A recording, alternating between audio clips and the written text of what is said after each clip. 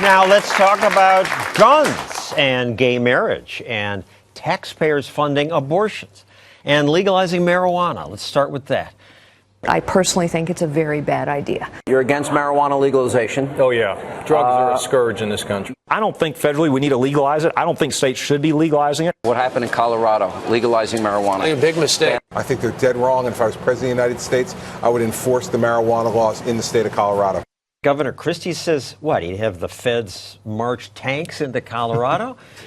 Let's go to the panel. What's your take? Who's best and worst on this? Christie's by far the worst, and as much as I want to dwell on how awful he has been, to the point where New Jersey is denying medical marijuana to patients who desperately need it, it is interesting that the Republican field now, about half of them basically say Colorado, Washington, leave them alone, regardless of my personal opinion. People like Rand Paul and Rick Perry are leading the way on criminal justice reform.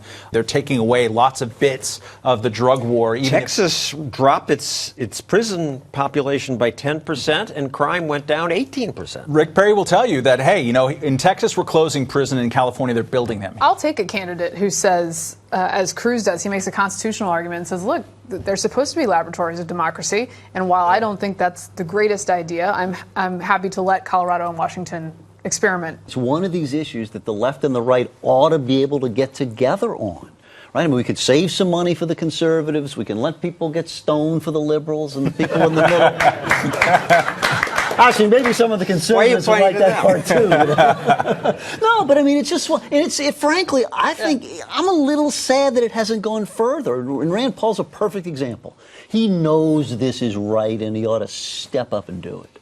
Let's go on to gay marriage. The Democratic candidates all now suddenly support it. The Republicans all disagree.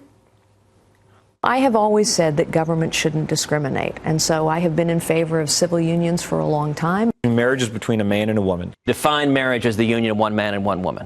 The court has ruled, and I said we'll accept it. All that stuff can be arranged through contracts through adults. A special circle of hell for Bobby Jindal, if you don't mind. After it came out, ordering the parish clerks in Louisiana not to issue the licenses, dragging the feet. He really, as Chris Christie was to marijuana reform, Bobby Jindal is to gay marriage. Well, and Ted Cruz said he wanted to subject the Supreme Court, as a result of this ruling, subject the Supreme Court to elections, which is crazy talk. Right. And by the way, can the press please stop pretending A, that Democrats have been in favor of this for as long as they can remember, and B, that asking a Republican if they'd go to a same-sex marriage is the most important issue in America. Well, they have been asking it since as long as they can remember, because they can only remember to 2015 when all Democrats got the memo. Yes.